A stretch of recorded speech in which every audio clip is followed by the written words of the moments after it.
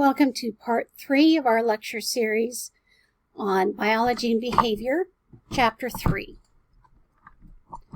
I'm sorry that the last lecture got cut off so abruptly. I was having some technical problems with it. Yada, yada, yada. We'll just continue from here. So now I want to talk about different types of neurotransmitters. Now for the exam, I want you to know these neurotransmitters, what they're responsible for, and I'm going to mention some of the disorders and diseases that these neurotransmitters are linked to. So first we're going to talk about acetylcholine. Acetylcholine is responsible for motor control over muscles. It's critical for physiological function of all of the muscles, including the heart. It's also tied to learning, memory, sleeping, and dreaming. Those who develop Alzheimer's disease, we see problems with all of these functions. When those with Alzheimer's develop, when they get to the more severe aspect or part of their disease, they do start to have problems with motor control. Definitely problems with learning, with memory. And we see that they are struggling with their sleep. Their sleep becomes very dysregulated. Norepinephrine is tied to arousal, so physiological arousal, vigilance, and attention. So those who have post-traumatic stress disorder, one of the medications that might be prescribed is an NSRI. So we talked a little bit about NSRIs in the previous lecture, and these drugs work on norepinephrine and serotonin. When someone has PTSD, they're hyper-aroused. They can't get their nervous system to relax to a normal state because they're hyper-vigilant. Because of their trauma, their neurological system is always on hyper-alert, looking for danger. And so with medications, we can try to decrease hyperarousal and hypervigilance by affecting the norepinephrine system. And norepinephrine is also tied to attention. People with PTSD have a difficulty attending to a lot of their environment because they're hyper-aroused and hyper-vigilant, looking for potential danger in their environment. So they have a difficult time having what's called selective attention, attending to what they're actually trying to do. Serotonin is tied to emotional states, to impulsiveness, and dreaming. Serotonin is responsible for many neurological activities. So in our previous lecture, we were talking about selective serotonin reuptake inhibitors and how we use those to treat depression and anxiety disorders. So I would say that for the exam, I want you to know that serotonin is linked to depression and anxiety disorders. Dopamine is linked to reward and motivation, and also motor control over voluntary movement. A tragic disorder that's linked to dopamine is Parkinson's disease. I've worked with Parkinson's patients. It's very, very sad disorder. And what we see is that they gradually lose control over voluntary movement because their dopamine system has stopped working effectively. And the receptor sites for dopamine actually become damaged. So even if there's enough dopamine in the brain, their neurons and their synapses can't process the dopamine that's available. Another disease linked to dopamine is addiction.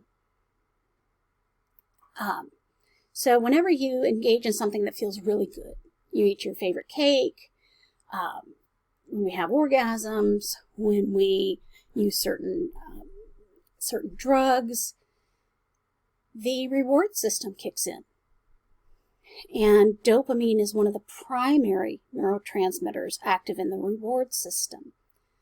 So when we look at methamphetamine, the reason methamphetamine is so intensely addictive is because there's nothing else on the planet that releases as much dopamine at one time as methamphetamine. It floods the brain with dopamine. Now, when we talk about drugs in Chapter 4, I'll go into a lot more detail about that. But drug addiction is definitely tied to the reward system of the brain. And then we get to GABA. Now, GABA is an inhibitory neurotransmitter. It inhibits action potentials, which is a good thing. So when we want your brain to become more relaxed, so let's say with anxiety disorders, GABA can be helpful in slowing the brain down because it does reduce anxiety. Some will also recommend GABA supplements for sleep to help the brain slow down so that people with insomnia can sleep. Now, we use GABA also, we use medications with GABA for bipolar disorder, because when people are in a manic state, we need to slow the brain down. So we want to inhibit action potentials. Glutamate works in an opposite way. It's actually an excitatory neurotransmitter. It enhances action potentials. It speeds up synaptic transmission. Now, glutamate is also linked to learning and memory. So it makes sense that it's an excitatory neurotransmitter, because when we're trying to learn and form new memories, we want the brain to be active. So with bipolar disorder, when patients are in a more depressive state, glutamate can help speed the brain up in the ways that we need it to speed up. And then we get to endorphins. And endorphins are linked to pain reduction, and it's part of our reward system as well. So when people talk about a runner's high or the exercise high, people often feel really, really good after they exercise because their brain is getting a flood of endorphins. Now, endorphins are also linked to pain reduction. One of the things that doctors will tell chronic patients to do is exercise. Now, if you've got chronic pain, the very last thing you want to do is exercise. But endorphins will help that chronic pain patient experience less pain. So we tie endorphins to pain reduction. And actually, exercise is a medical treatment for chronic pain. So I want to get to action potentials. In your textbook, the textbook talks about the sodium-potassium pump and how action potentials are created. Do not worry about that. It's more information than I need you to understand and learn about. I just want you to know what an action potential is and what it does.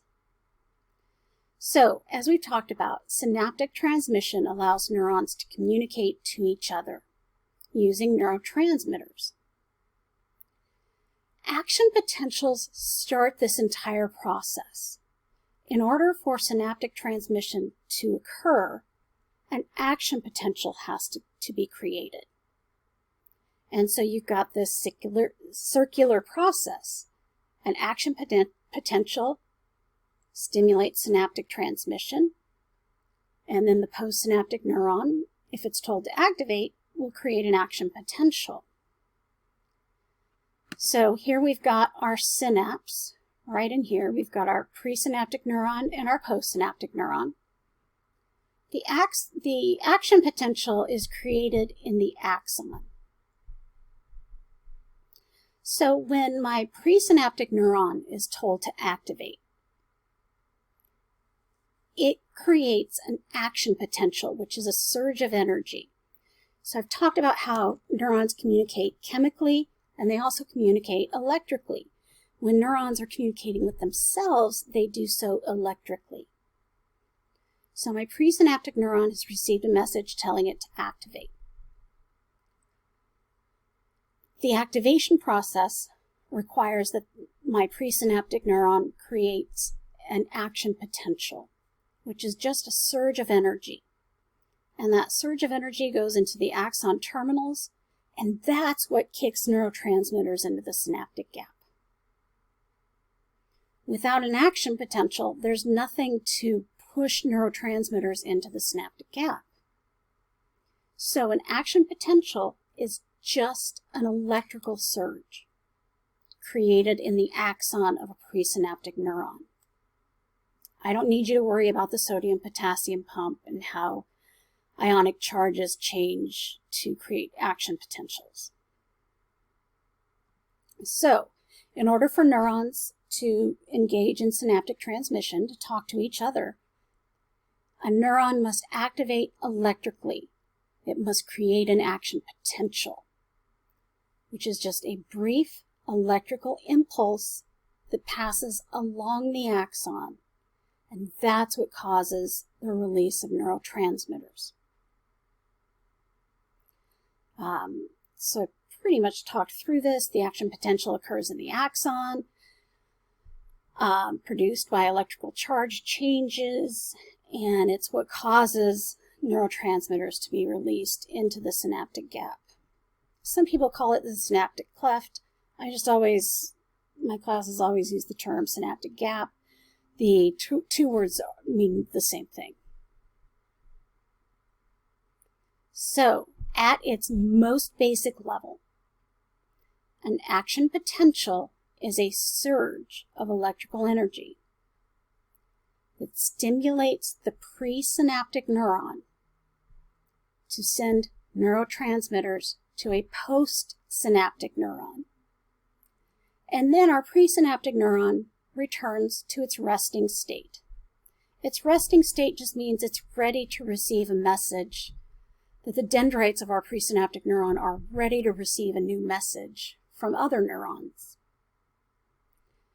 Now, after an action potential has been released, the neuron enters what's called a refractory period. The neuron needs a break. And during this period, a neuron cannot activate even if it receives a message telling it to activate. The neuron needs to rest for a moment. Now, this is like 4 milliseconds. It's extremely short. But when a neuron is in its refractory period, it's as if we think of a neuron as a cell phone, it's as if the do not disturb setting is turned on. Now, this is why you have 100 billion neurons that create 100 billion synapses.